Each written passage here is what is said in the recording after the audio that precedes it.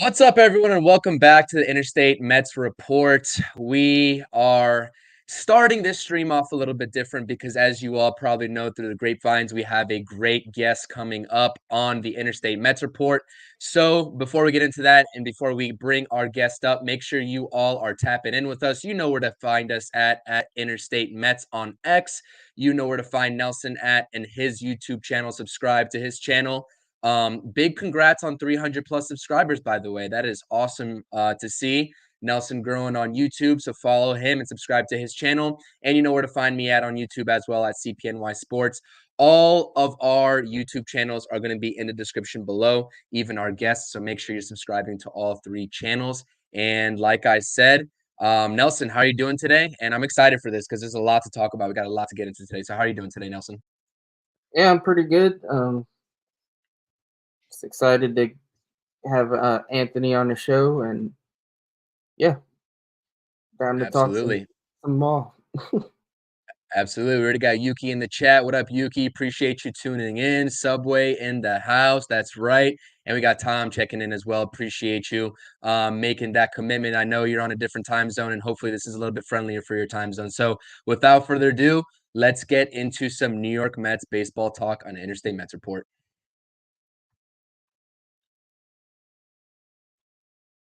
Welcome to the Interstate Mets Report with your hosts, Nelson and Chris.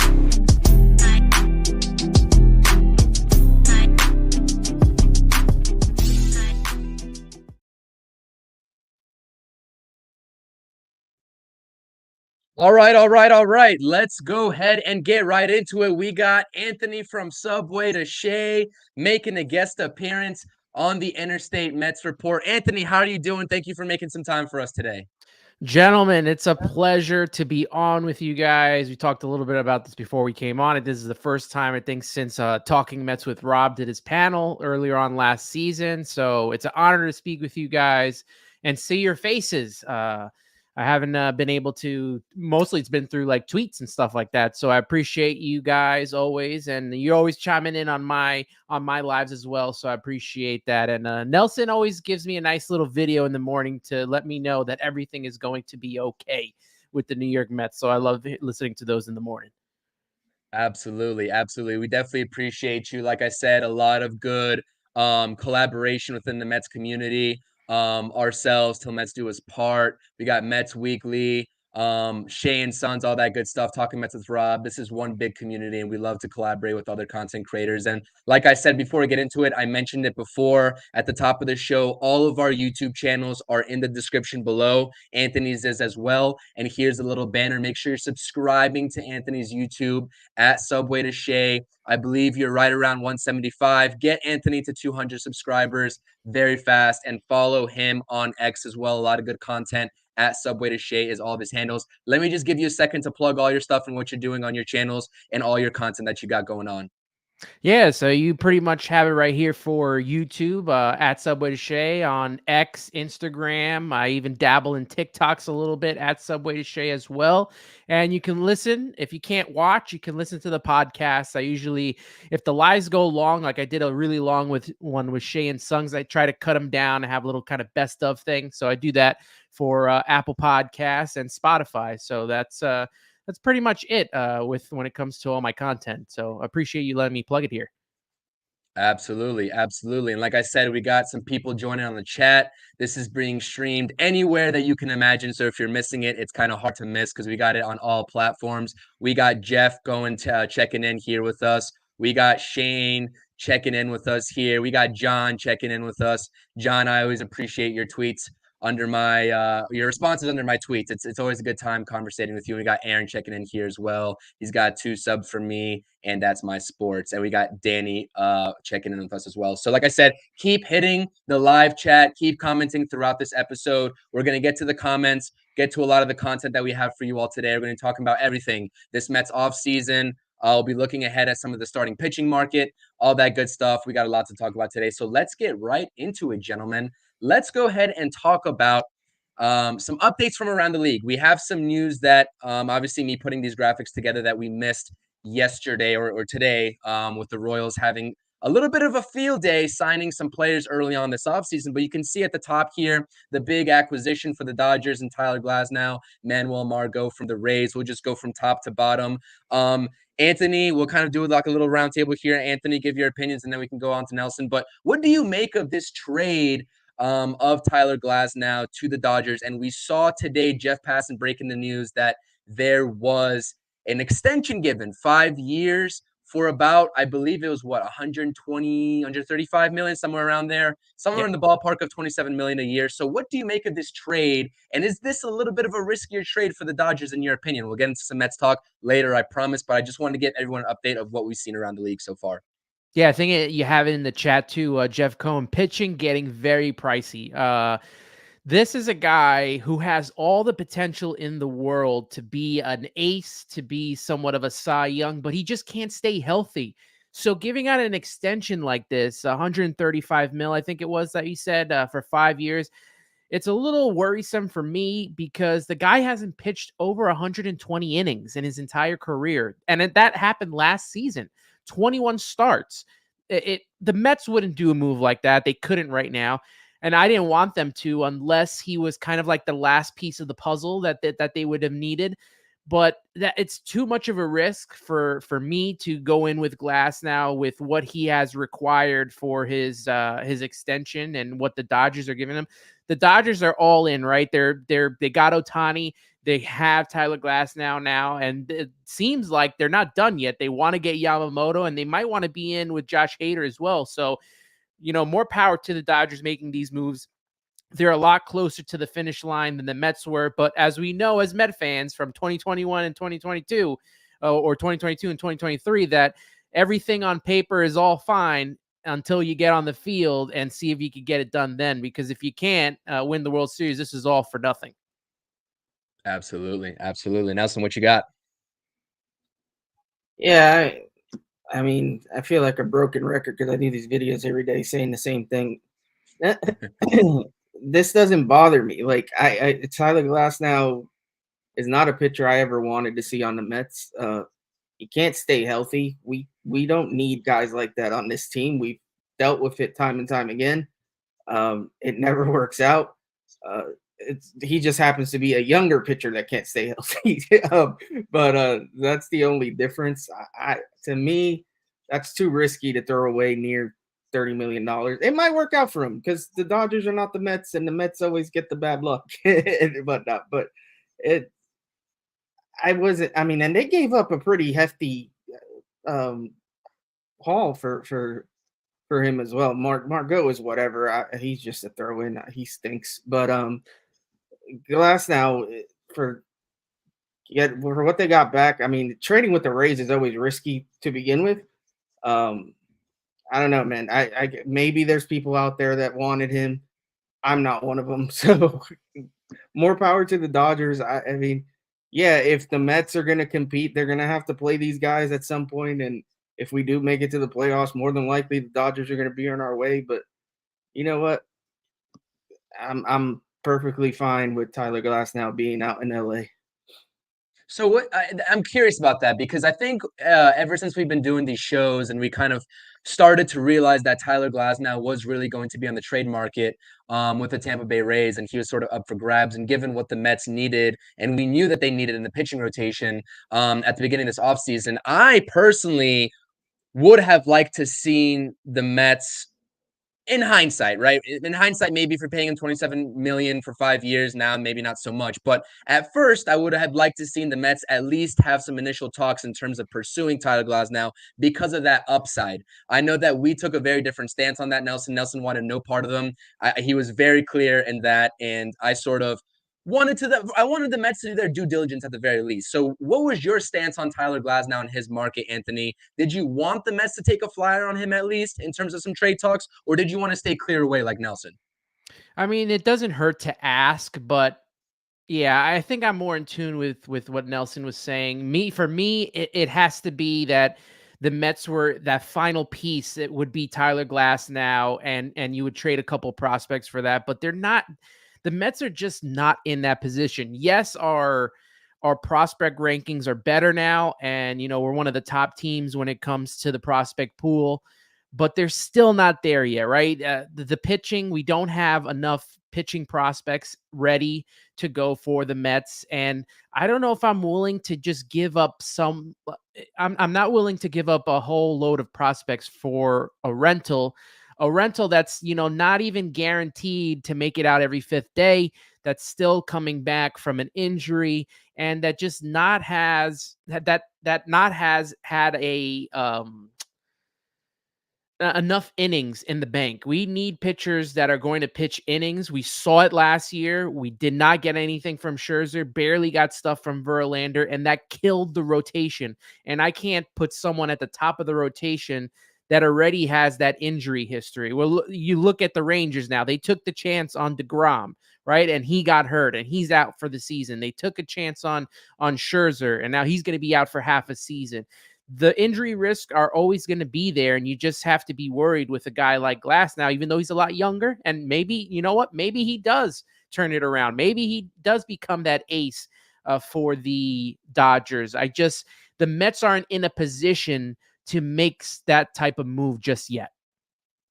Absolutely. I definitely agree with you. Like I said, hindsight is always 2020 in terms of that sort of kind of a move. But realistically, given what the Dodgers are giving up and the extension that was part of the clause in terms of having the trade actually go through, in terms of needing to give Glasnow that extension to make the trade official, just didn't make too much sense if you're the New York Mets. So moving on here, we're going to kind of breeze through these real quick. The next three, all pitchers off the board. I was in tune with what you dropped on Subway To Shea in terms of some pitching options as a fallback plan in case Yamamoto did not materialize for the Mets. You see Lugo, a guy who I really was interested in bringing back. I called the 3 years, $45 million, $15 million a year. He goes to the Royals. Malley, and I've been clamoring for Malley for some time now. Understand that he had Tommy John back in May. Will be ready for the season. I think that's a steal of a deal for the Rangers. And then Jack Flaherty, I saw you put out a tweet saying you would have liked to seen him also in the back end of the Mets rotation, signs to the Tigers for 1 year, $14 million. What do you make of these pitchers that are slowly moving off the board? And I guess we'll talk about Yamamoto and the rest of the pitching market here in a second, but do you have any sort of, thoughts and assessments of these three moves back to back to back here? Yeah, these are the guys that are going to go at the back end of certain rotations. Definitely, I would have taken a flyer on any of these three. Even bringing back Seth Lugo, as long as it was for the back end of that rotation, I would have had no problem. The Mets going to Flaherty, like I said, or even Tyler Mahle, who's not going to start the season either. He's coming back halfway through. And then on top of that, you don't have it on here, but the Royals today signed Michael Wacha also to the rotation, another former Met. And, they're shoring up their end of the rotation. There always comes risk with those guys as well as the other ones on here. But for the Mets, who, already have Luis Severino, I still feel like even if they were to sign Yamamoto, that they would need another pitcher as well, because Yamamoto is going to have to acclimate himself just the way Senga did. And that took about a half a season for him to, feel comfortable and get the juices flowing and be that elite pitcher that we saw Senga was towards the latter half. Possibly could have been a Cy Young Rookie of the Year. So even if you sign Yamamoto, there's still going to be a need for pitching. We just don't know who the Mets value. We saw that they valued Luis Severino, which was a guy that I did want to take a flyer on. I thought that he had a high upside, enough stuff to warrant the 1 year deal to be a back end rotation piece. Same would have been for these guys as well. Absolutely. And Severino, you called it, Nelson, and props to you on our previous Interstate Mets report with our 2024 Mets projections. He actually called Severino to the Mets. So what do you think about the rest of these signings, Nelson, before we get into some actual Mets talk here with Yamamoto? Yeah, I mean, I've been on board with maybe reuniting with Lugo. I also like Tyler Mahle. I think the problem is with Lugo, I mean, I'm speculating. I know it's a different regime, but Jeremy Hefner was here when Lugo was here. Jeremy Hefner had a say in Lugo staying in the bullpen when we all know he wanted to start. So there could have been a hesitancy there to come back here. I don't think he wants to end up in the pen again. So I don't blame him going to the Royals. It's a nice place. He definitely fits in that rotation nicely. Mainly, again, this goes back to what Ant said with Glasnow. I don't think the Mets are in a position right now to sign a guy like that because we still have so many holes. We can't sign a guy that's not even going to pitch for maybe most of the year. So I get it. I get that why they wouldn't have gone there. I'm not a Flaherty guy. To me, what he did in Baltimore scared the crap out of me. He was not good once he got traded to Baltimore. It was ugly. Granted, it's the AL, it's the AL East, it's a little different beast, but still, wasn't a big Flaherty guy. And then, yeah, that's pretty much it. I know that we got ways to go. We'll get into it with the Yamamoto talk and where we pivot if he doesn't sign here. But yeah, I mean, Lugo would have definitely been a nice add to the rotation, but it just seems the Mets are dead set on waiting for whatever it is Yamamoto decides to do before they move in whatever direction they choose to go.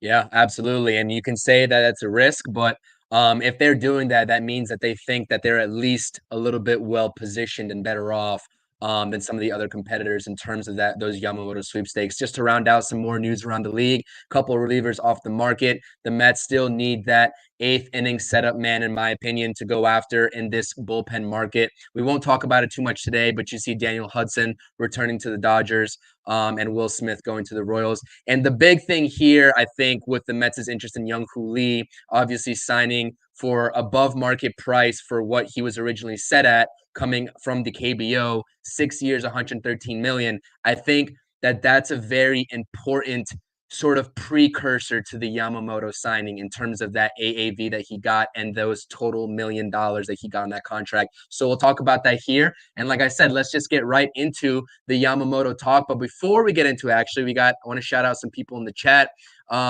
We got B More, Iman in the chat here. Let's see. We got M Easy in the house. What up, M Easy? Kenneth joined, he said.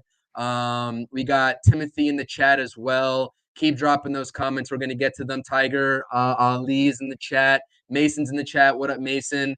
We got King in the chat as well. So I definitely appreciate that. Aaron says, who needs Glasnow when we can have Imanaga? And like I said, Imanaga is a very good pivot point for the New York Mets. And even before the Mets wait for that Yamamoto decision, I believe Imanaga is definitely a pivot point that you talked to before and hit up his agents before Yamamoto signed. So let's get into the Yamamoto sweepstakes because they are ramping up. He is taking meetings with a lot of teams. Obviously, the Mets were one of the first teams to meet with Yamamoto in Japan. I think one of the only teams to actually go to Japan in recent weeks to go meet with Yamamoto. He has since come to the U.S. and held meetings with the Phillies. I believe it was yesterday. He's held meetings with the Dodgers and the Giants as well, and the Yankees, all of these teams you see on your screen. And I believe he does have meetings coming up with the Blue Jays and the Red Sox. So, like I said, this Yamamoto decision is going to come sometime before Christmas, I think the speculation is. So we're about maybe 8 or 9 days away or so until we get a firm confirmation of where Yamamoto is going to go. But there's been so many different reports on Yamamoto and his preferences, whether he's going to take the highest AAV, which presumably would come from Steve Cohen and the Mets if they're serious about him, or whether he's going to sign for a better fit and maybe more of a legacy sort of signing for those Yankees pinstripes or playing alongside Ohtani and the Dodgers. And I got to get your opinion on this and where you stand in terms of Yamamoto. Obviously, I think the collective Mets fan base, from what I've seen on X, is saying you got to be the highest bidders if you're the New York Mets. You got to secure him for the 8, 9, 10 million or 9, 10 year deal that he's presumably going to get. Are you in that same boat, or are you kind of wary about giving that sort of contract to a guy like Yamamoto? No, absolutely. You have to. This is the only player you're doing this for. 25-year-old starting pitcher who has all the accolades possible in across the seas. And this is a guy, especially at 25, that I definitely want to give them as much as I can to. I am going to do my best to outbid every other team on here, whether, and if they're, if I'm Steve Cohen, I'm telling them whatever you're offered, you come back to me and you tell me what it is, and I will beat that. Because if it's not about the money, right? If he's not about the money, you can offer as much money as possible. If he's not going to take it, at least you can say that, hey, we had the highest bid, we had the highest offer, and he just didn't want to take it. And it's not on the Mets then after that. We know in the past that there's been a lot of free agents that they wouldn't try to outbid for. And, it's hard with pitching, but this is a guy that you want to do this for. If the Dodgers are in on him, if the Yankees are in on him, you're talking about the Phillies, who are above the Mets in the standings, the San Francisco Giants, who have been craving for a top player to bring onto their team ever since the Aaron Judge situation didn't work out. And they reached out to Brandon Nimmo, and they tried getting all these players that didn't want to go over there. This is a guy that everyone wants, and it's for a reason. So, hey, you know what? Be the highest bidder. If he comes, great. If not, then, you know that you gave it your all in trying to get him over here. And the Mets have a lot to offer as well, not just the money. We're talking about, being on the same team with Kodai Senga, who I mentioned earlier was a guy that was able to acclimate himself not only to the big stage in New York, but it took a while, but he was able to become a pitcher in his rookie season that garnered a lot of rookie votes, and that quite possibly could have been a Cy Young. And you know what? I think should be a plot point for Cohen and for Stearns, working with Jeremy Hefner, who was able to get the best out of Senga. Those should be talking points, as well as, the Yankees saying, we'll give you the number 18, or you'll get to play with this guy, or, the Dodgers, you can play with Ohtani and be, in LA. This has got to be talking points for the Mets. And you look at the Dodgers, their pitchers haven't been able to stay healthy. That's something that you want to talk about when you're trying to get this guy to come over. This is a guy that is going to want the limelight. He's going to want to be on the top stage. You look at, if the Dodgers win, is it going to be Yamamoto's team? Clearly not, right? Because they have Ohtani, they have Freeman, they got Mookie Betts, so he'll probably fall in line to third or fourth on that list. You go to the Yankees and they have Garrett Cole as their ace, right? They got Soto and Judge. Those are going to be the top guys there. You come to the Mets, and this guy is going to be the ace of the rotation. So that's got to be something else that they even talk about with him when trying to bring him in here. I hope they get another meeting. I hope this is what they've talked about. And like I said, rounding it all about, I would offer him the most money, because you either going to get him, or at least, you went in with the top offer and he declined because he doesn't want, the money is not the issue for him.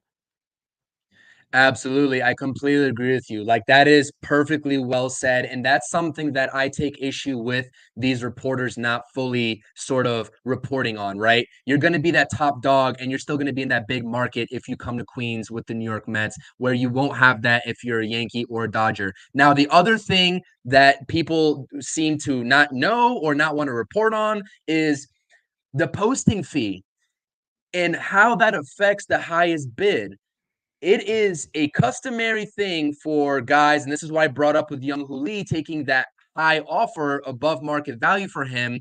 If the Mets blow it, another team's offer away, maybe 25, 30, $40 million more than what the next highest team is offering, that is going to directly go in terms of revenue back to the Oryx Buffaloes, Yamamoto's former Japanese league team, right? So that is something that is very important as well. And they posted him pretty early. 25 years old is pretty early. We didn't see Ohtani get posted to MLB free agency that early. So this is something that is not usual for Japanese players coming over and being posted to the MLB. So that is something also to keep into account.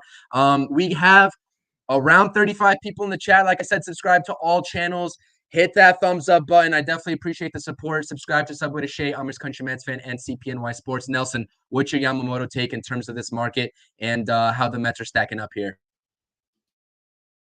Yeah, I mean, honestly, I hate to parrot Anthony, but he basically nailed it right on the head. The point I really wanted to get across is, yeah, the Yankees and the Dodgers, they have the pedigree. They have that history that the Mets can't really argue with. Like, we're not going to match that.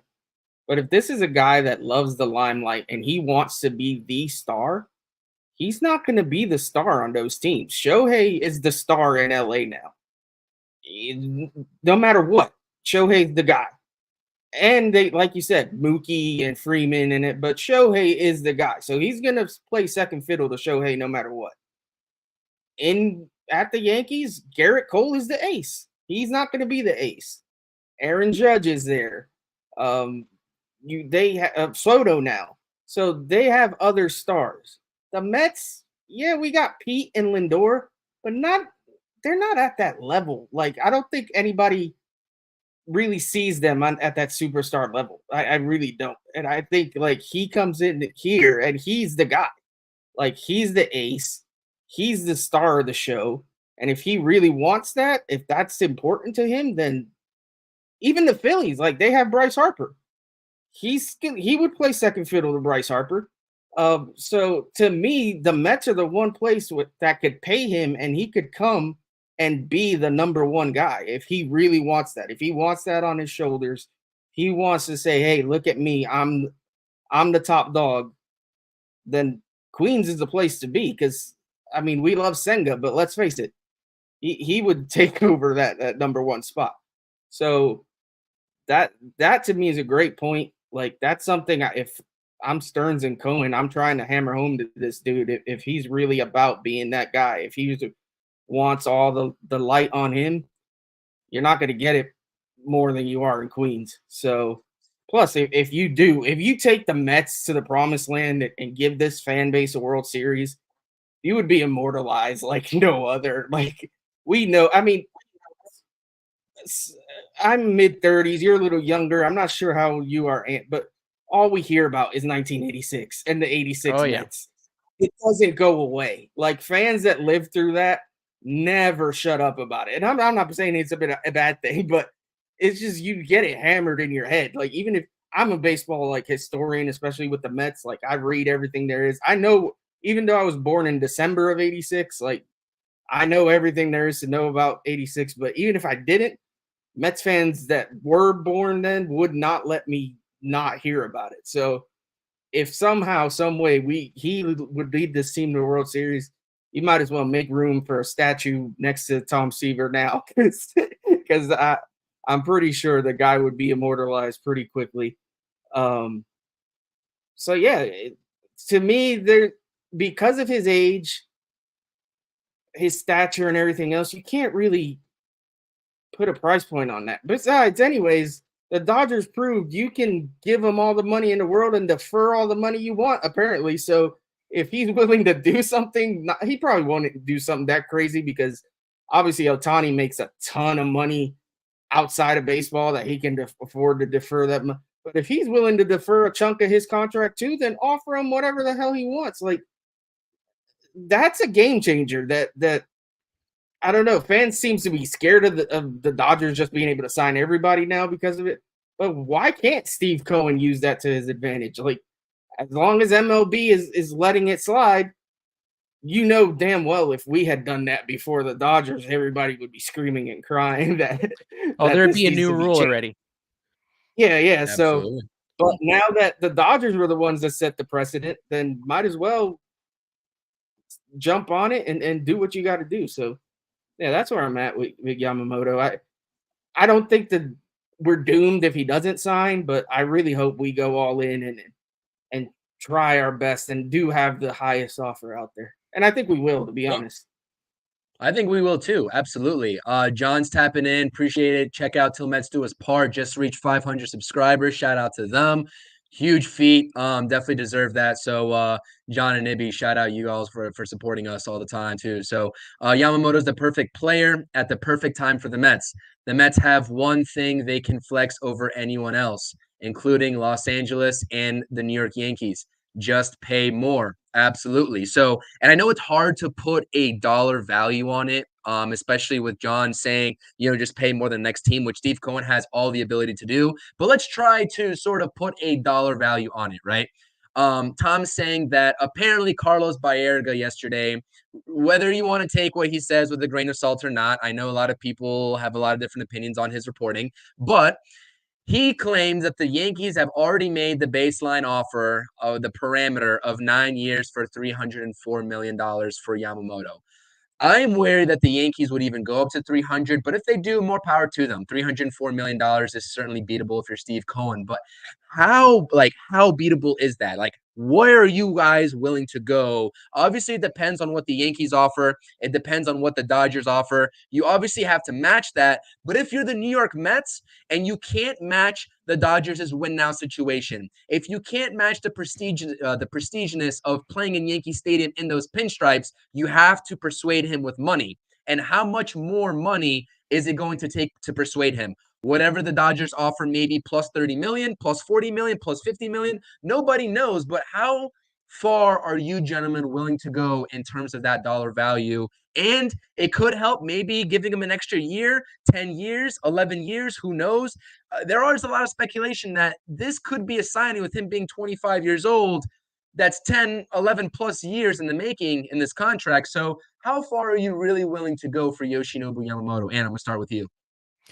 The money doesn't really bother me. The years, I don't like this long kind of a deal for a pitcher, man. My tops was always like, 4 or 5 years, but I know we're going to have to go over for him anyway. But if that's the price point, let's say that, the Dodgers and the Yankees both came in at around 304, 305. We're looking at the Mets probably having to go to at least, 308, 310, maybe 315 to convince him to come over. It's going to take a lot. And like you mentioned about the posting fee, isn't that like, I don't know the exact terms, but is that like 50 million or something, like, or 25? I don't know what the posting fee number is, but I know it's a lot.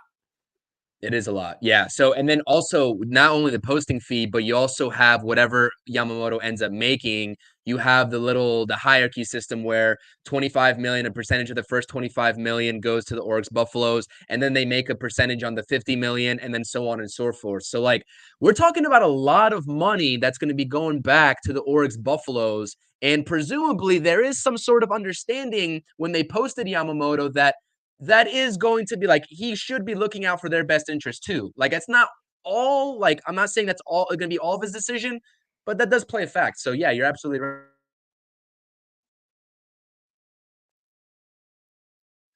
Well, yeah, I don't know exactly what the posting fee is. I got to go back and double check that, but that percentage is something. If he makes over 300 million, you're looking at about 50 million at a posting fee. So it could even be a little higher than that. So this contract, yeah, that's a lot. That's a lot. This contract has the potential, if it's over 300, we could be talking about in total 350, 375, quite possibly reaching 400 in total with the posting fee. That if it reaches to that 300-ish frame, it'll probably be over. If the Yankees are doing 5 or 306 or something, 304. Yeah, then you're talking about the Mets would have to go 310, 315. You throw 50 mil on top of that. Yeah, we're looking at quite possibly 375, 400 in total for a pitcher who has not even played in the United States yet. You give the 700 million to Ohtani, you know what you're getting because he's played in the major leagues and he's pitched and hit well. We don't know what we're gonna get in Yamamoto, but it's a risk that I think the Mets kind of have to take. I think this is a guy that everyone is in on, especially the top teams. You're definitely going to have to make that risk for this guy over, say, like the Tyler Glasnows of the world, or even a Blake Snell. I would not, risk that. It's just going to be money that the Mets are giving up. It's going to be Steve Cohen's money, obviously, but instead of a guy like Blake Snell who has a draft pick attached to him, which kind of hurts him coming to the Mets. This is a guy that has all the upside in the world, could possibly be the best pitcher in baseball in a year or two. So we'll see what happens, but the Mets definitely have to be all in. Like they're totally focused. We can see on him because there's been no other signings at all. Yeah, absolutely. Jay chiming in here. Yamamoto becomes a starter version of Diaz. What will the trumpet be? Absolutely. Like that's one thing you definitely have to consider. MEZ saying 350 million. Absolutely. And I think I definitely agree with you 100%. I think 350 million, when it's all said and done, when he's closer to making his decision, it's going to be closer to 350. Hell, maybe even 400. We don't even know. It's going to be absolutely insane. Isn't it crazy that we That's started off the at offseason with 200. him making $200 million, and we Absolutely. have gone all the way up to now 350, quite possibly it being 400 in total, all thanks to the Ohtani deal. Absolutely. It's funny how baseball free agency works, and I know a lot of people complain about it, but that's just the nature of the business, and that's what happens when you don't have a salary cap. And I'm not a proponent for that whatsoever, but I'm just saying by the nature of the business, you will see these contracts eventually graduate, and it's no telling how far it'll go. Henry says 10 for 350 mil, absolutely a possibility. Jeff is saying some type of graduating percentage as the posting fee, 100%. Matt checking us out. Till Mets do us part. Shout out Matt. What a good looking crew. We definitely appreciate that. Shout out Matt. And then Stevie Mack saying he can totally see Cohen putting his nuts on the table and going right into 10 years for 400 milli. So I don't know, man. This is insane to me to put into perspective how much these teams are willing to go for a guy who hasn't stepped on an MLB diamond just yet. But at the end of the day, scarcity is what presents the highest value, and that's exactly what we're going to be talking about here. So let's talk about some pivoting points in the free agent market if you're the New York Mets, and if you want to kind of bypass a Yamamoto decision, sort of lock somebody up to fill one of those presumably two openings in the rotation before Yamamoto makes his decision, or if you just miss out on Yamamoto completely. As you can tell, his name is crossed out, not taking into consideration Yamamoto. Who you pivot to here? First and foremost, I've been very adamant about being wary of Jordan Montgomery and Blake Snell on a long-term deal. I understand they're going to want 6 to 7 years given their age and given their success. Let's call it success, right? Over the past couple of seasons, but I know a lot of people are first and foremost wary on Blake Snell. He does have 2 Cy Youngs under his belt, but the inconsistency is also there. And Jordan Montgomery, he is a third guy in the rotation type starter to me. He's not one of those guys like you can slot him in right behind Senga, but for the AAV that he's going to want over those presumed 6 to 7 years makes me a little wary. A guy like Shota Imanaga is a guy that makes complete sense. You're looking at a Kodai Senga type deal, potentially 5 years with an opt-out somewhere in between, maybe for about $75-80 million, with that being the market. Somewhere around Eduardo Rodriguez and what he got with the Diamondbacks, which was 4 for 80. So, Nelson, I'm going to start with you on this one. Who do you pivot to here? You see those tier C guys there at the bottom with Lorenzen and Giolito. Obviously, that's really is what it is. That's a very last ditch effort there. And then Marcus Stroman, we all know, burned his bridges with the Mets, but he is one of the top options on the market right now, drawing some interest in Kansas City. So let me know what you think. I was gonna say, I hope you were joking putting Marcus Stroman on this list because no way in hell that's ever. I had to do it. No, I had to do it. You didn't. You did not have to put Marcus Stroman on this list. He just doesn't belong there. He's okay as a starter, but no way in hell he's ever coming back to the Mets. It's just not a fit. I have been adamant. I want no part of Blake Snell. I think he's going to get a contract that's not even close to what he's worth. He's outside of those 2 Cy Young seasons. He's just not been that great. He's not been a guy that's worth the amount of money he's getting. He's also not a guy that gives you a lot of innings. He's been a little more durable than the glass now, but he hasn't thrown 200 innings. Like, he's not that kind of pitcher. Montgomery's a little more stable.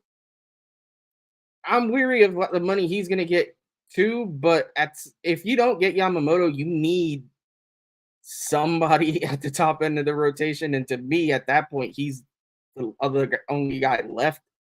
And let's face it, the market for pitching has gone so far out the window that it's like, I guess money's money. I'm like you. I'd rather keep the years lower.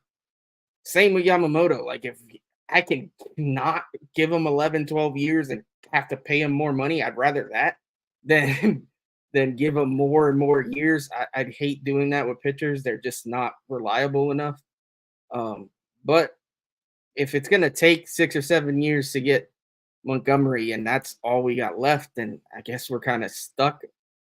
Unless, I mean, Stearns is smart. Maybe he can pull off a trade. Maybe he can say, you know what? I don't like Montgomery. I don't like Snell at the price they're going to be. Give me an Imanaga. Give me maybe a Giolito, a Lorenzen at the back end, and I'll go find me a top end of the rotation pitcher on a trade market. It's possible. I mean, it's not impossible for that to be his game plan. Honestly, if I had to, if Montgomery gets offers that are too crazy, that would be my strategy. I love Imanaga is my one guy that no matter what I want. If Yamamoto's not in the picture, even if he is, we got Yamamoto and Imanaga, that'd be sweet. But Imanaga is the one guy I really love from this list. I know he's not a sure thing. I know he's more of a middle of the rotation guy, but if he's truly getting like a Senga type deal, I think he's more worth it than most of these guys. Lorenzen, I don't think he's getting crazy money. He'd be a nice guy to have at the back end. Whether he's a starter or reliever is kind of questionable. He has started recently, but he's also come out of the pen. Giolito, he's a guy, he had a rough end of the last year. I don't love him, but if you're telling me he's a back-end guy again, we have to fill this rotation out somehow. Like, so we right now we have scraps and we need to figure it out. But yeah, Imanaga is my one guy on this list that I really like. Everybody else is whatever. I mean, Snell, I don't want. Montgomery at the right price, I'd take if we miss on Yamamoto. I don't see a world where we get Yamamoto and Montgomery. I've seen that floated around. Like, to me, that's a bit of a stretch, especially if Yamamoto's getting the kind of money we're talking about. At some point, Cohen has to have a limit somewhere. So that's where I'm at with it. But yeah, can we is there I wish there was a way to like cross out Marcus Stroman. I don't like to look at his name. Yeah, I mean, the Stroman situation is what it is. I mean, he's going to get a deal somewhere. He opted out of the Cubs contract. We all know that. But you talked about trades here. Henry makes a decent point here about trading for Yelich and Peralta, those two contracts for the Brewers. It could work. I don't know how much business the Brewers are going to want to do with the Mets so far. So, obviously, a lot of people speculating with the Burns Stearns connection. He is a free agent. We'll talk about the 2025 free agent class as one of the last topics for this stream here. But yeah, we got about 45 people in the chat, floating in between 45 to 50. Hit that thumbs up. Subscribe to all the channels in the description. Subscribe to these gentlemen right here by my side, and subscribe to my channel as well. Make sure you go ahead and do that. And let us know about the pivot points here, because obviously we know that Nelson wants no parts of Marcus Stroman. We hear that loud and clear. What's your strategy? Because I honestly don't think Imanaga takes Yamamoto out of the question if you go get him first, but I don't think that it's feasible to get Yamamoto and Montgomery both. What do you think?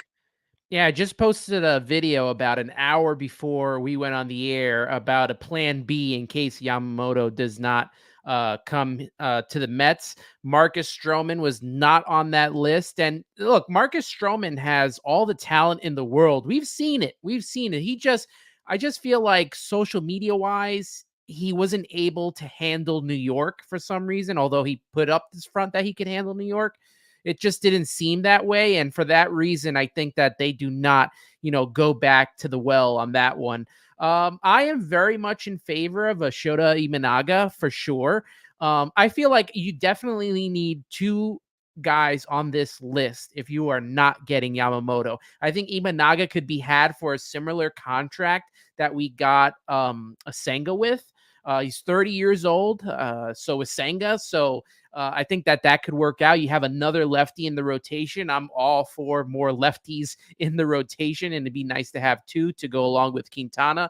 And I think if you can get an Imanaga and you can throw in one of the two of the Lorenzens, Giolito, I tend to go more with Giolito in that position. Then I think that would work for the Mets. We've seen teams with not the greatest rotations somehow make it to a postseason berth, and it can work. But if this pitching lab, the so-called pitching lab that we have, along with Jeremy Hefner, can fix the wrongs of a Lucas Giolito and a Luis Severino, then that's more power to them. Giolito and Severino were very high-end pitchers with the most upside. And, Giolito is a guy that I think most Met fans wanted a year or two ago.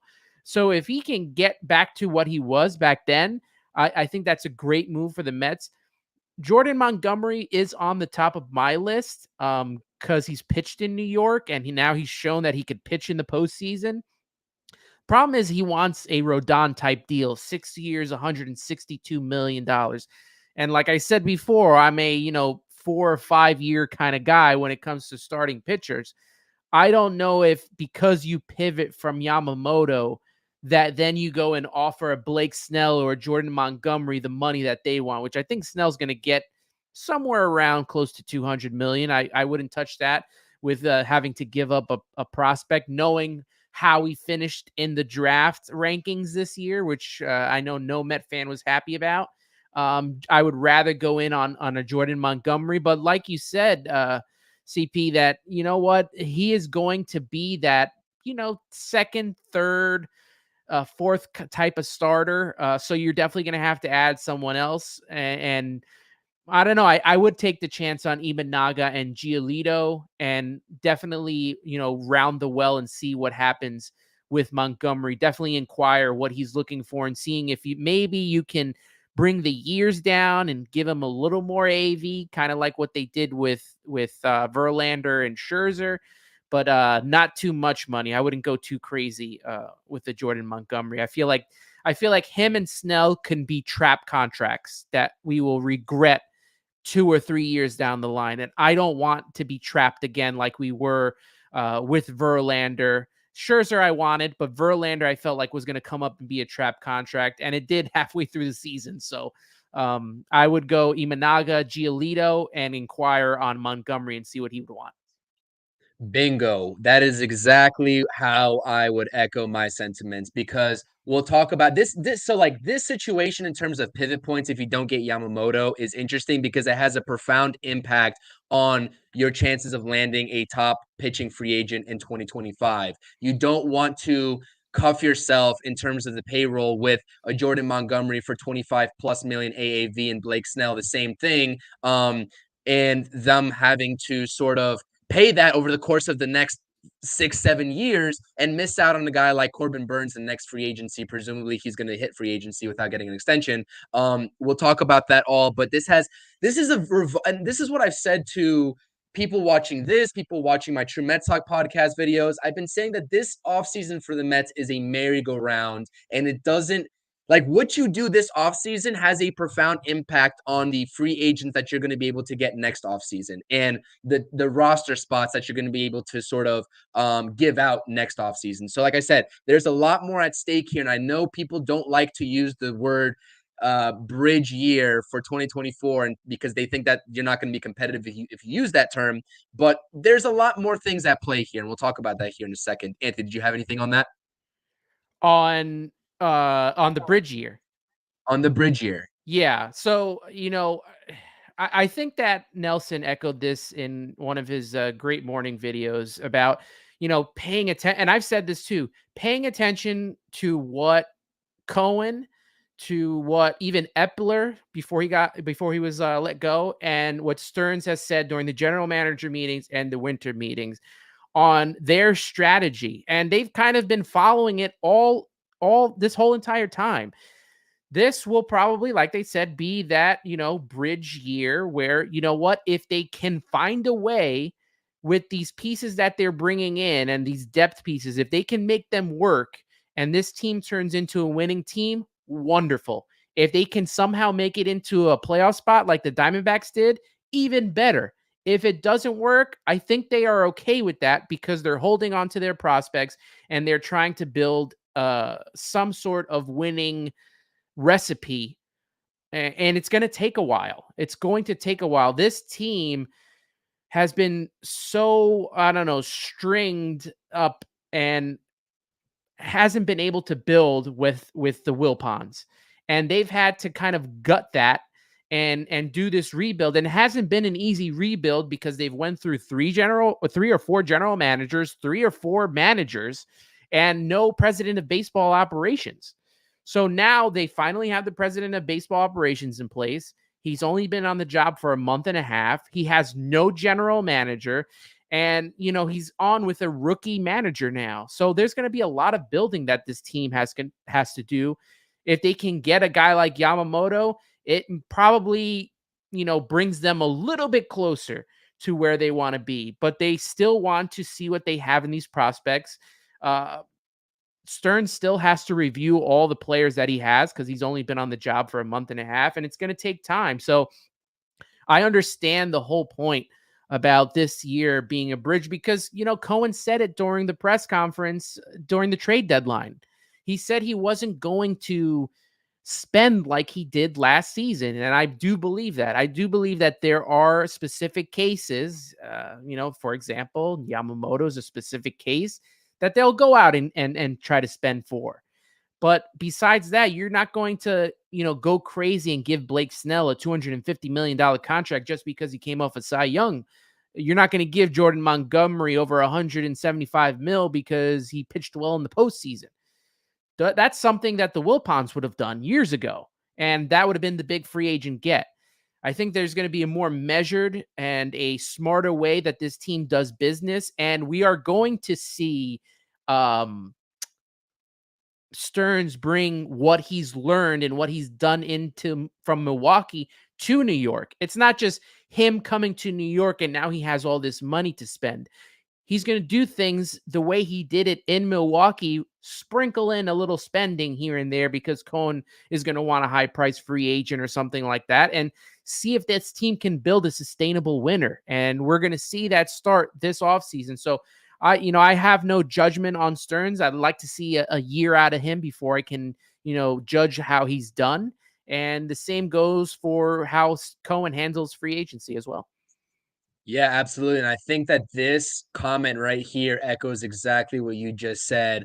Almost like we have to take this team seriously from the point that Stearns showed up to properly judge the Cohen era. Exactly. Up until now, when Cohen owned this team, or when he purchased this team, we saw spend without really a sort of plan for the future, right? So now we're dialing back on the spending, being more methodical. And I know that Mets fans don't want to hear this. They don't want to hear it. And I completely understand that. Like, I get that it takes patience. It takes time. It takes looking at this team and this organization through an objective lens, but it needs to happen to get this team back on track. And then when you properly assess this organization, if you're Stearns, then you can start to manipulate the pieces that you have at play. Not only Cohen's money, but this rejuvenated and revamped farm system, etc., of how you're going to methodically build a contending team. And that cannot happen in the span of 3 months in this offseason alone. So absolutely agree with you. Let's see here. We got Mets Talk with Hayden here. Subscribe to his channel if you haven't done so already as well. In the Mets Roundtable. LFGM, very hard to be positive right now, but hopefully their time will come. Absolutely.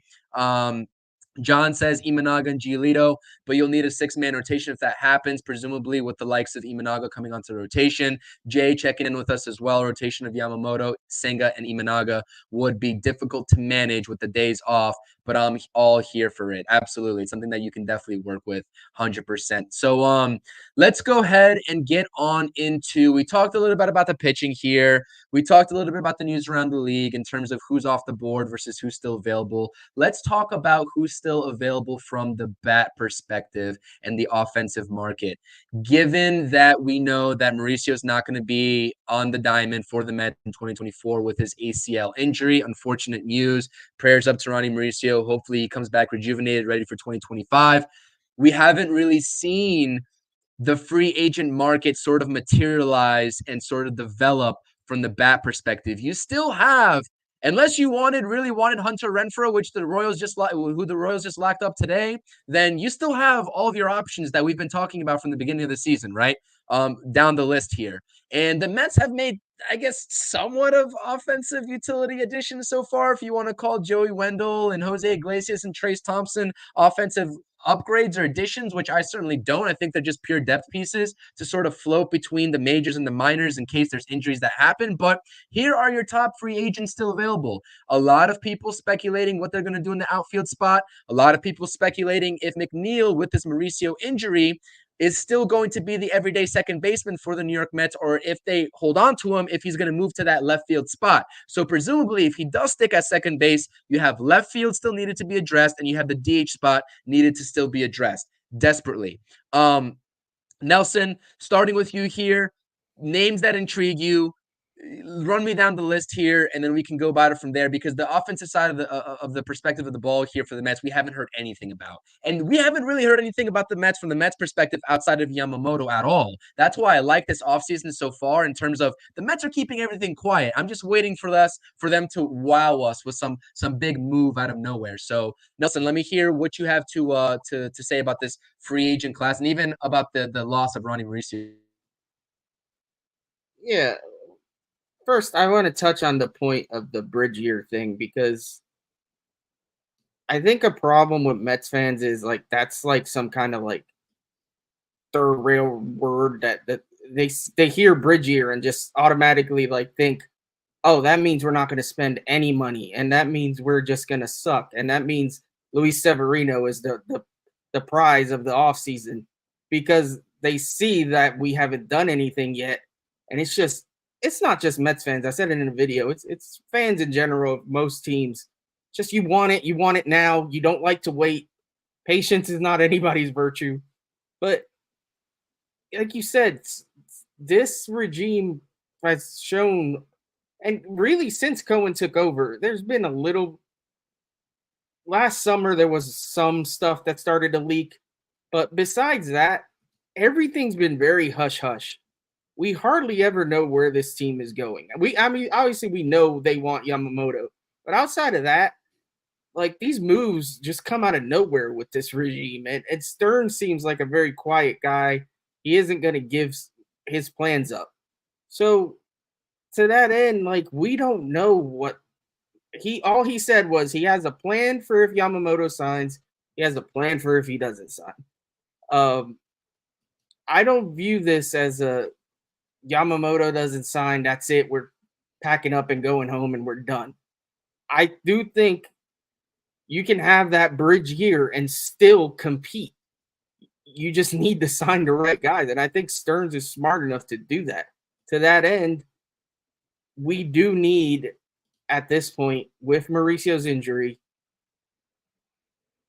to me, Mauricio was a second baseman. I know they were planning on throwing him at third, or at least trying it out.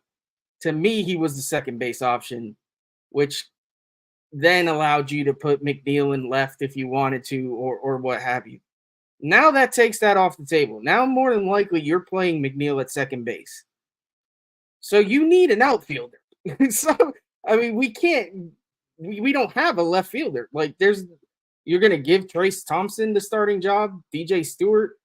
If we do that I got a problem with that, because that's not good enough. DJ Stewart had one nice month. Like he doesn't belong to starting 9 every day.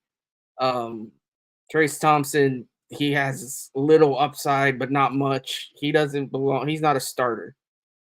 Even Michael A. Taylor, who we've been attached to, he's not a starter in my opinion. So we need to find a starting outfielder, whether that be in a trade, whether that be one of these guys.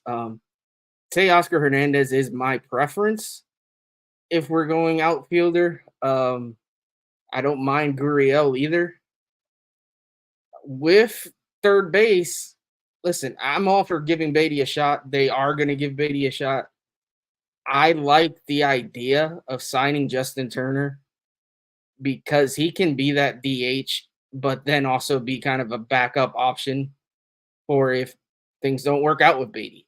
If you have to play Turner at third, then he can figure out. I mean, DH can be figured. It's not ideal, but DH can be figured out. You can throw Vientos in there. You can give guys days off and rotate. There's other options for DH.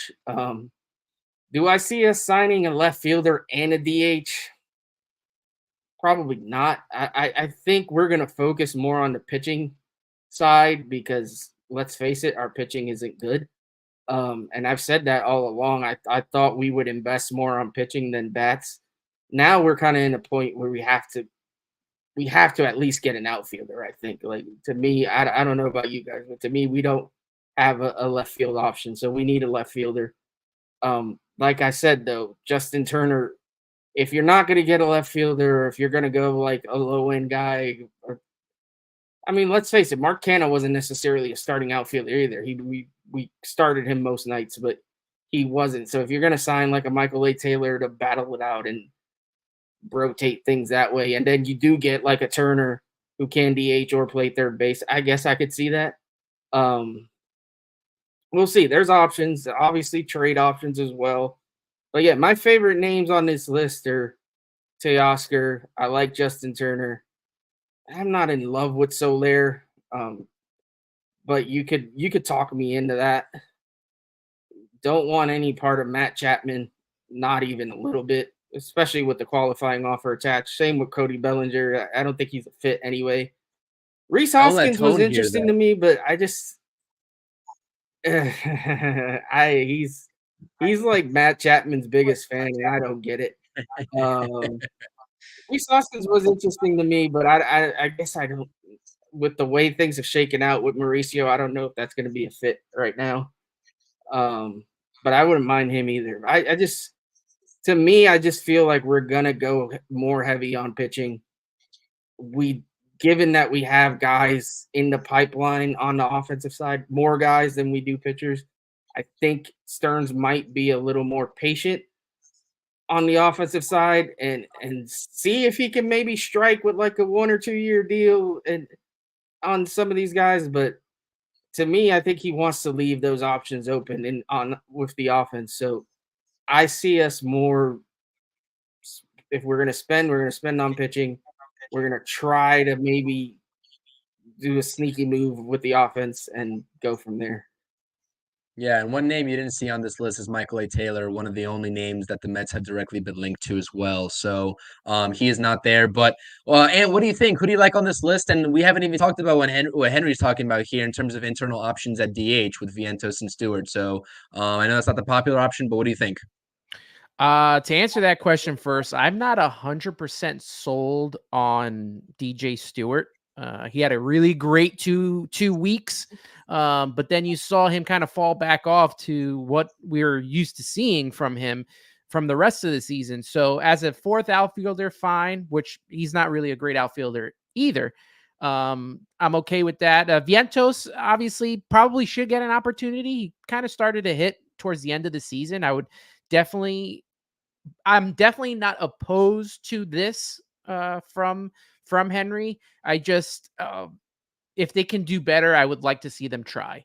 Of the available free agents, another name that's not on here, and the Mets talked a lot about run prevention, but a Kevin Kiermaier for the outfield is someone that I would look at, whereas they can get him to play the outfield. He'll provide minimal offense, but, probably better than a lot of the other options that are, available, not the power guys. But if you were to get him and then get a DH in the terms of a Jorge Soler, who's probably more primed to be a DH than he is an outfielder, I'm okay with that. If you want the combination of both, obviously you're going to go after Teoscar Hernandez, who can play outfield and he does hit, but he does strike out a lot. That's a definite concern.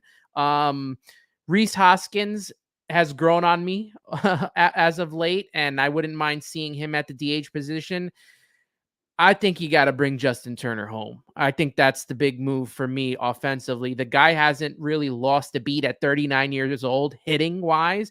And that's with the caveat that you're not playing him all the time. If you can, and that's what they did in Boston. They didn't play him every game. He played about 100, a little over 100 games, maybe about 120. And he hit pretty well, over 20 home runs and 90 RBIs. I would have took that in a heartbeat last season over what we saw from Daniel Vogelbach. So Turner is definitely a guy that I'm interested in, and maybe obviously he doesn't play great defense anymore at third base, but maybe he can groom Brett Baty into what we need him to be. Maybe he's that veteran presence that a Brett Baty needs. And I'm with Nelson. I never thought of Mauricio as a third baseman. I thought him very well as a second baseman. He's showed me a lot of promise there. You put him there in between, Alonso, who can play a decent first, and we know what Lindor is, and having that tandem where Lindor can work with Mauricio, I think helps Mauricio out in the end.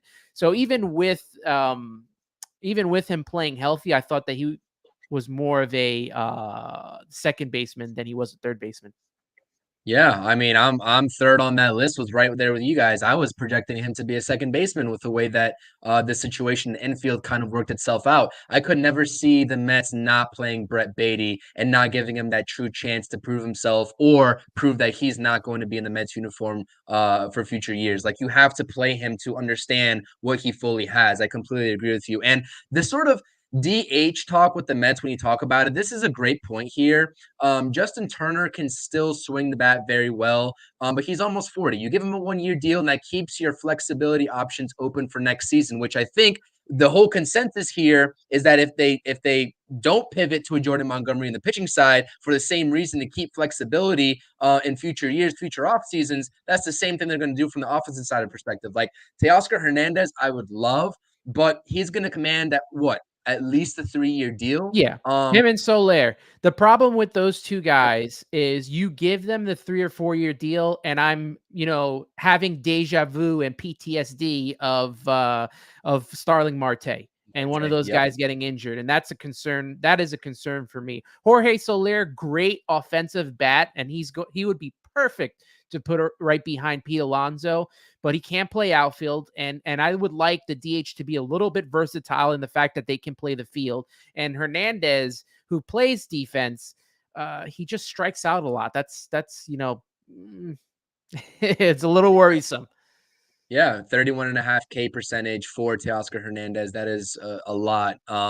Soler's around 25. But like I said, I completely agree with that analysis. Very worried about giving those guys 3 or 4 year deals. That's why I like guys like Justin Turner, JD Martinez that will take 1-year deals. Even a guy like Rhys Hoskins coming off a major knee injury probably will take a 1-year prove-it deal if I had to speculate. Maybe a 2-year with a player opt-out. If he kills it in 2024, he can go back and hit the market. So Tom's asking if we'd re-sign Escobar on a 1-year deal at third base. No, because I really do think that with Brett Baty's lack of sample size, he hasn't even played a full 162 in the major league so far for the Mets over the course of the last, 1.5 seasons. So you got to give him that chance. So I'm going to say no, unless any one of you all are taking a different stance. Okay, that's what I thought. Been there, done that. And I love Eduardo Escobar. I literally have like one of his sayings as a poster from Athlete Logos in my room, but nice guy and all, but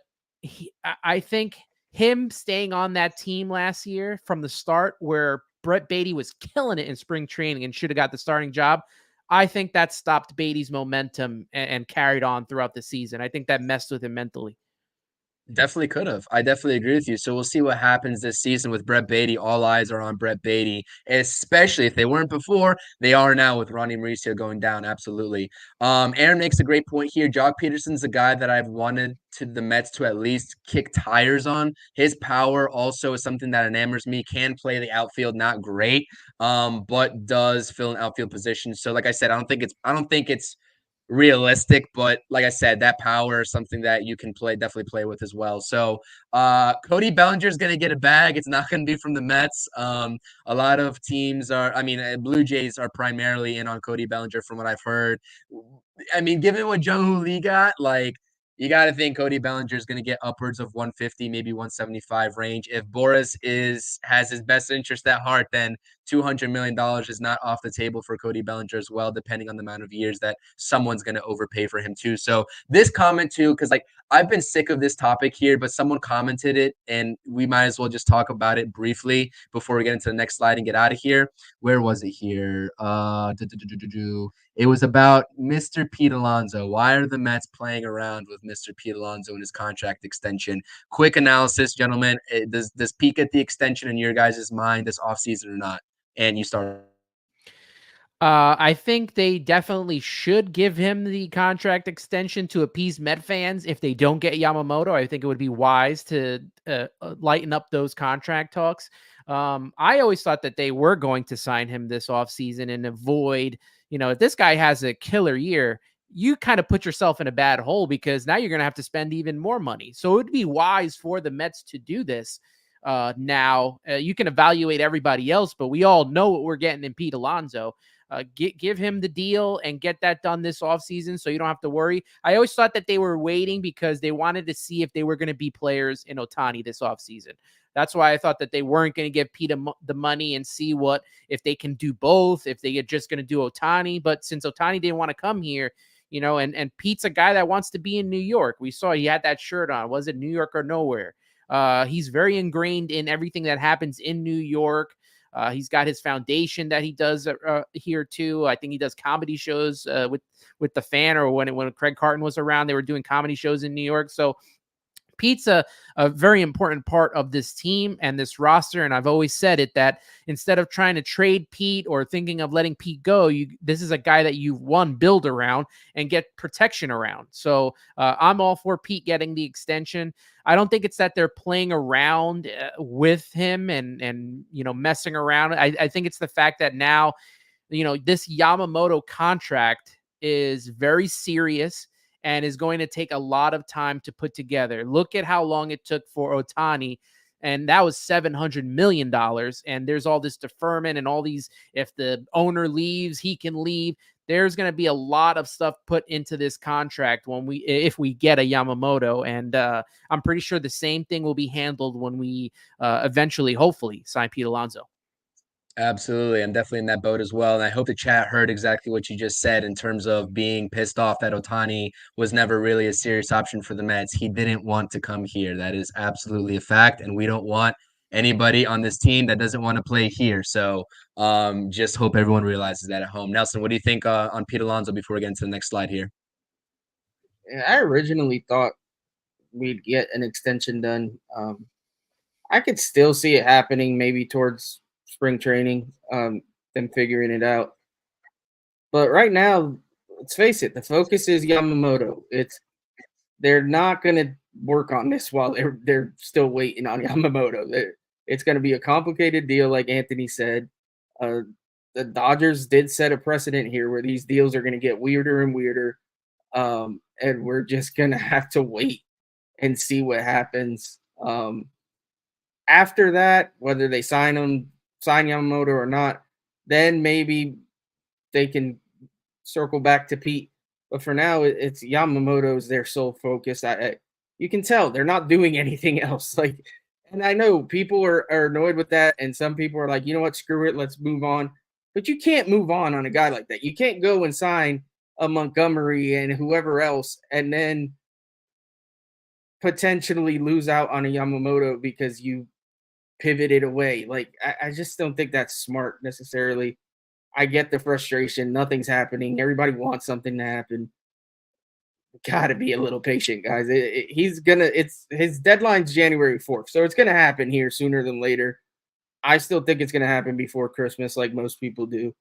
And then we'll see with Pete. I hope they get it done because, like Ant said too, if Yamamoto doesn't happen, this fan base is gonna be irate.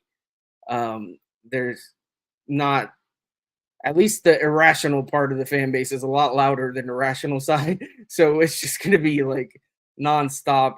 X is going to be on fire. And maybe if they can get Pete's contract done, that'll settle people down a little bit. But yeah, I hope they get it done. I'll just leave it at that. Yeah, absolutely. And Jeff makes a great point here. Can't replace 40+ home runs, 120 plus RBIs with Pete. I mean, you can, but not efficiently because you'll have to do it across two different players because there's not many people who get you this in one player right here with Pete Alonso like Pete Alonso does. So last slide here before we get out of here. We got a couple more minutes left on the stream. Since we're talking about bridge years in 2024 versus 2025, we might as well just take a very, very, very early look ahead of some 2025 free agents that will be on the market when we assess, because I think it's important to do so when you're assessing why the Mets might be a little bit quiet this offseason, right? And if they don't end up getting those names that everybody wants, right, besides maybe Yamamoto, I think that is the surefire option that everyone will be okay with to spend for this offseason. But everybody else, there's payroll flexibility that you need to take into account here, right? So it's important to look at 2025 and some free agents that will come on the board here. You see the offensive guys here on your screen. Juan Soto, presumably, if he doesn't get the extension, which does worry me about him potentially not being serious about actually hitting free agency. If he has a down year, just like Pete Alonso, like you said, if Pete Alonso has a great year, he gets more money. If Juan Soto has a down year, does that impact his potential to get $400+ million? You never know. Like Boris could just be saying that just to say that. Who knows? Bregman, if he doesn't get his extension, will hit the market. Jose Altuve, Santander, Adames, so on and so forth. You see the guys in blue are New York Mets as of right now. They'll be hitting the open market as well. So, Anthony, any names on this list? You look at the pitchers here: Bieber, Burns, Walker Buehler, Michael Soroka, who is now a White Sox going over from the Braves. Anything that stands out here to you when we're assessing how the Mets are going about this free agency versus being flexible? Because a lot of people think that this rotation needs to be filled this year. It needs to be filled this year. Well, you have a rotation. You need to obviously fill the rotation with whoever you're going to fill in with it, right? Whether it's Yamamoto, Imanaga, Giolito, whoever. But you also have two free agents that are going to present themselves in 2025, being Severino, Quintana down at the bottom. They're going to walk. And then you're going to have to automatically, by default, spend money on the pitching rotation next year as well. So you cannot handcuff yourself, like we said earlier in the stream. So how do you go about this? What is your overall take and assessment on this list right Yeah, there is no reason why Corbin Burns should not be at the top of the Mets wish list next year when it comes to pitching.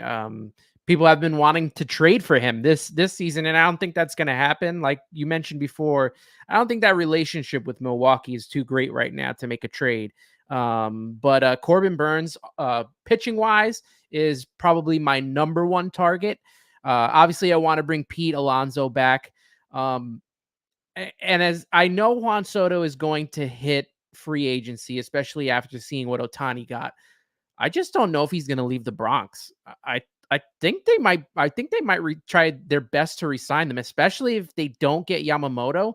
I think that Juan Soto might be re-signed at some point by the Yankees. Anthony Santander is another guy. I talked about this with the Shea and Sons podcast. They were very high on him, and that's a guy that I would definitely be interested in for the outfield. I don't think we're going to have the perfect kind of outfield this season. But if you could bring in an Anthony Santander, who's got a great bat, that's definitely some guy I would look into. The rest of the guys, I don't know if I'm really into. Christian Walker, he plays first. No, he doesn't play. Does he play first base? Right? First base for the Diamondbacks. Yep. For the Diamondbacks. Okay, I almost got him and Goldschmidt mixed up, but Goldschmidt is in St. Louis. Christian Walker could probably be a backup option if you don't get Pete Alonso. I don't want Conforto. That's another guy, been there, done that. I was never a big fan of Conforto. Anyway, and for pitching, yeah, Corbin Burns is the guy. I don't know if Shane Bieber, Buehler, if Buehler was healthy, I would probably take a flyer on that, but the rest of the guys really don't do it for me. Sure. Absolutely. And you mentioned Goldschmidt just by default here. I know he's 36 years old, but he also will be a free agent next offseason as well. So another name to keep an eye on. And you have Christian Walker and Paul Goldschmidt.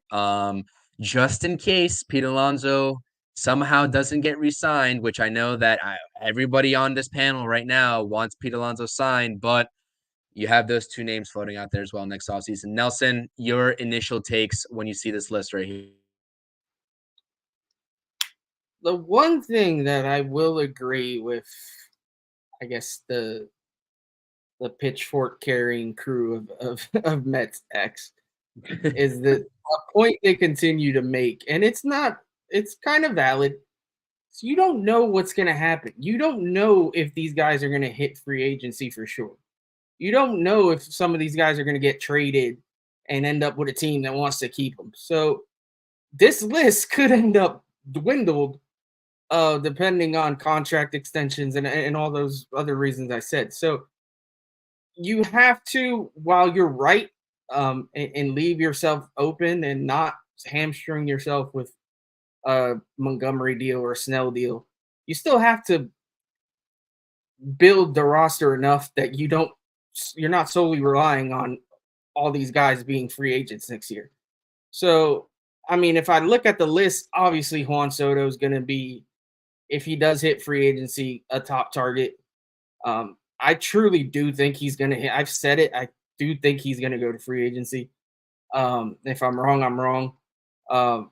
And I do think if that's the case, the Mets have a pretty good shot just because the dude loves to hit at Citi Field.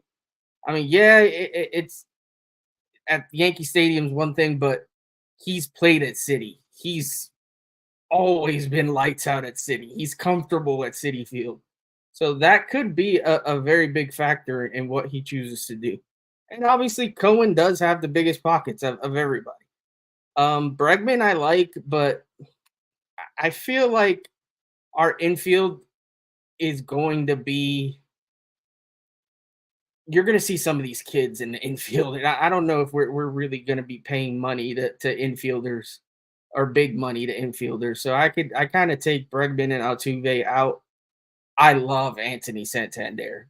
I love that dude. Like, if the Orioles were to make him available on a trade market because they're not willing to pay him, please be in on that guy. He's a guy I really like a lot. Adames, Tyler O'Neill, a dude with potential. He has power. I wouldn't hate that move at all. Josh Bell is whatever. He did have a pretty good year last year. Christian Walker's pretty good, but hopefully we sign Pete Conforto. Been there, done that. Like Ant said, I don't really feel that. As far as the pitching is concerned, listen, Bieber has had his issues. His fastball velocity has been going down. It's a little scary. Freaking Buehler can't stay healthy. When he is healthy, he's phenomenal. But again, do you want to run the risk of giving a big contract to a pitcher that can't stay on the field? Corbin Burns, for the right deal, I would definitely be in on. He's another guy that he's trending down a little bit, which scares me. But he's the most consistent out of everybody on the list. Soroka, I don't love. And then Severino and Quintana, I think this will be the last year we see them as Mets. Although, I mean, who knows if you get Severino in that pitching lab and you can figure him out, and he likes being here with his boy Mendoza, and maybe you work out an extension there. But yeah, I mean, it's hard. It's super early to talk 2025 guys, but I do get your point. I just do see like that point of like, we don't know if these guys are even going to be necessarily available. So you gotta bridge that and manage that very carefully. I will say this about that list. If this list is going like this comes to fruition and all these guys are free agents, the Mets need to do whatever they can this offseason to make themselves attracted for next offseason. Otherwise, we're in the same spot now where we're having to spend over $350 for a pitcher who's never pitched in the major leagues. I mean, like, we're going to the ends of the earth to get Yamamoto here on a team that, even with Yamamoto, is probably not a playoff team. So they are going to have to do whatever they can, win as many games as they can to make themselves attractive enough to get guys outside of Pete Alonso to come back. And, you know, Pete Alonso could leave himself because he doesn't want to be here anymore at some point. He gets tired of the team losing. So the Mets have to definitely put together a team this offseason that's attractive enough for next offseason as well. One more. Yeah, that's a great point. Go ahead. Our kids' development is going to make a big difference too. Like, do we see Acuna at some point this year? And if we do, does he show that he has what it takes to like actually be a star in this league? Jet Williams is flying up the prospect levels. Like, do we maybe see him at the end of the year? Drew Gilbert, another guy. If he's as good as he's looked, you could potentially have 3 guys there. It's not likely because we all know how things work out with Mets prospects, but you could potentially have 3 guys there that fill 3 holes on your roster, and then you don't have to worry so much about free agency. Let's face it. And that would be great because we need at some point to be able to not have to spend so much money on these guys. So that's also going to be, and you never know. You could have a random. I mean, we do have some pitching too that we don't talk about enough. Christian Scott, I absolutely love. More, I know Vassal's name comes up more because he's closer, but I love Christian Scott. I do think he's going to be the best pitcher out of all our minor league pitchers right now. We could see him. We could see a random name, Jacob deGrom. Nobody knew Jacob deGrom. I'm not saying we have a Jacob deGrom in the minors, but nobody knew Jacob deGrom was going to be Jacob deGrom. So things like that can happen too. McNeil, Nimmo, those guys. Well, Nimmo a little more, but McNeil, nobody expected him to be an everyday starter for our team. Like he wasn't a top prospect, so you never know what's going to happen this year. That's why I think Stearns wants to evaluate these dudes and wants to leave himself options. So we'll see. I really don't think we're in as bad a shape as some people will lead you to believe. Like it's going to work out. Yeah, I agree with you. Great points by both of you gentlemen in terms of using this year to establish that foothold, like you said, Anthony, and then for you, Nelson, like these prospects coming up, you can't forget about them. You can't depend on them. And if there's a situation to get a star player, you definitely pull the trigger in terms of trading whatever mix you want, but you still have that backup option. And like, I don't think anyone's mentioned the payroll. You got Verlander, I believe, coming off the books, his money. Scherzer's money is coming off the books. The rest of McCann's contract is coming off the books. The free agents that you see on here, presumably, minus maybe a Pete Alonso extension, is coming off the books. So a lot of flexibility in terms of the payroll resetting starting in 2025. Guys, that's really all I had. I appreciate everyone tuning into the stream. I know we ran a little bit over 15 minutes over. We usually try to keep it between an hour 15. I definitely appreciate it. We had to go a little over with special guest Anthony from Subway To Shea in the house. I definitely appreciate it. Anthony, we're gonna plug your channel here again, but just some final closing remarks out of you for the viewers at home, just about your channel and about this Mets team. No, I gotta, I think we just have to keep it even keel. I think, like I've repeatedly said, make sure first off you're watching Nelson's morning videos because they kind of put everything in perspective, and Met fans should understand. Take what Cohen and Stearns and what Epler has said. Make sure that you're all paying attention to that because they have a strategy and that's what it's been about. So I'm going into this season at peace and as even keel as possible. If they get Yamamoto, they get him. If not, they'll pivot and we'll figure out a way to get this done. And hopefully it ends up that this Met team, the hopes is they can make it to the postseason, but if they could get a winning record and somehow get into the postseason, even better. But don't go crazy with expectations. But just, be patient. I know that's a tough word, especially in Queens, is being patient, but this is the year to do it because we have a new regime taking over and there's a lot of evaluation and a lot that has to go through. With the podcast, you can follow me on Twitter, Instagram, TikTok at Subway To Shea. The podcast is on Apple Podcasts and Spotify. You know where to find me on YouTube. And I hope to have some good stuff coming. I'm working with this weekend with SNY New York Post on a short that should be out at some time, either Sunday or next week. So just stay tuned on that. Awesome. Yeah, get Anthony to 200 subscribers on YouTube. All the great stuff that he does on his podcast. Love tuning in there. Some great stuff. If you're sick and tired of hearing our voices here on the Interstate Mets Report, make sure you go check out Subway To Shea. A lot of good collabs. Nelson, what you got for us? Not too much. I want to thank Anthony for coming on. Really appreciate it. One of the brightest Mets fans that I follow, and I love your page, love your stuff. So please subscribe to his channel, listen to his podcast. He does a great job. I personally like the Mets fans that are just kind of even keel and aren't losing it all the time. So Anthony fits that bill for me. So yeah, thank you everybody for watching. It's been a great stream. Lots of comments. Appreciate everybody. If you haven't subscribed to my channel already, if you would, I'd greatly appreciate that. We're trying to grow bigger and bigger. And hopefully one day we'll be on SNY or something. Who knows? But yeah, thank you everybody for watching. Thanks CP for kind of taking the charge on this one. And yeah, hopefully next week we're sitting here talking about Yamamoto being a New York Met. That would be a nice Christmas present and birthday present. Absolutely.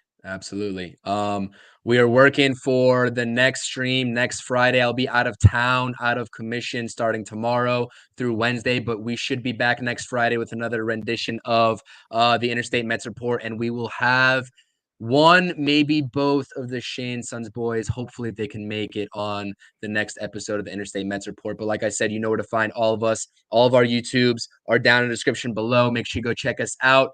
We had about 25 to 50 people in the chat at any given time today. So make sure you're hitting that thumbs up and supporting all of our podcasts. I certainly appreciate it. Shout out everybody in the chat commenting as well. Jay says, good show, guys. Tom says, great show. Thanks, guys. Jeff says, good chat, boys. Ricardo says, thank you, guys. Good job. We got a lot of support, and we couldn't do this without you all. So shout out the chat, everybody supporting.